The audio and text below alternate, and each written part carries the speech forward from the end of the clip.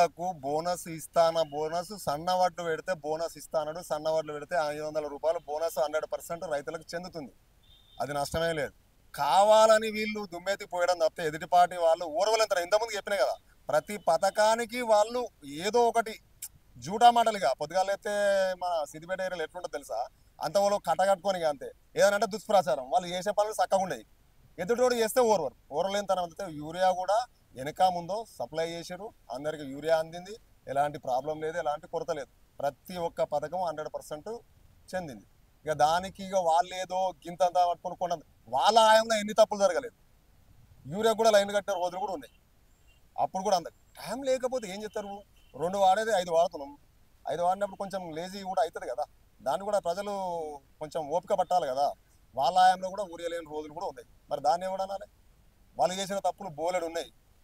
ఏంది 25 లక్షల భూ కబ్జా చేశారు, 25 లక్షల ఎకరాల భూ కబ్జా చేశారు బీఆర్ఎస్ ప్రభుత్వం మొత్తం కలిసి. అంత ఇడ్డిని రాదు దొంగలే. దాన్ని ఎవడు మరి దాన్ని సమర్థించరే, దాన్ని మేము చెప్పుకోవట్లేం కదా. మేము కూడా అదే పాట చేసుకోలేము. మన ప్రభుత్వం మంచిగా సాగాలి, మన నడవడి మంచిగా ఉండాలని పోతున్నాం తప్ప, మీరేదో తప్పు చేసినా దానికి దేవుడు ఉన్నాడు, శిక్షించే చట్టాలు ఉన్నాయి. ఆ చట్టాలు తన పని తాను చేసుకుంటూ పోతుంది. మీరు చేసిన తప్పులు కూడా బోలెడు ఉన్నారు. కాళేశ్వరం కట్టిరు, ఏం చేసిరు, ప్రజలకు ఏమైనా మేలు చేసిరా?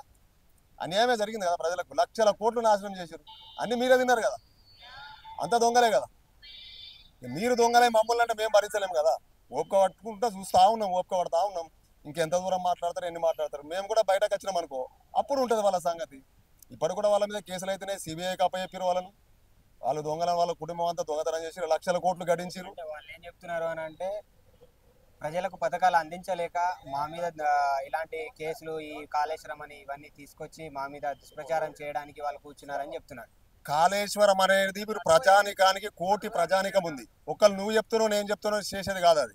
ప్రతి ఒక్కరికి తెలుసు కాళేశ్వరం విషయం ఏం జరిగింది. అధికారులకు తెలుసు, సామాన్య మానవులకు తెలుసు, కార్యకర్తలకు తెలుసు, వాళ్ళ మనసులకు కూడా తెలుసు.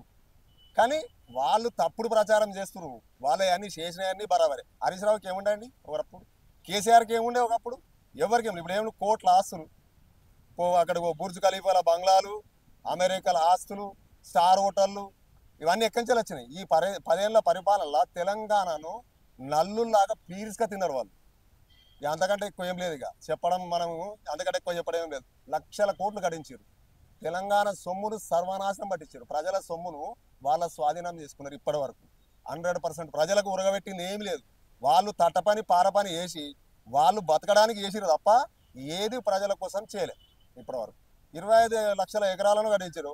అది రైతు బంధు పెట్టినావు, ఎవరికి వచ్చినాయి 25 లక్షల ఎకరాలు? రైతులకు ఎంత వచ్చింది, మీకు ఎంత వచ్చింది, మీరు ఎంత తీసుకున్నారు? అది కాదా దొంగతనం? అది ప్రజల సొమ్ము కాదా? ప్రజల సొమ్మును మీరే సర్వనాశనం చేసినట్టే కదా, మీరు తిన్నట్టే కదా. ఆధారాలతో సహా ఉన్నాయి. ఆనాడు భూమి ఎంత ఉండే, ఇప్పుడు భూమి ఎంత వచ్చింది?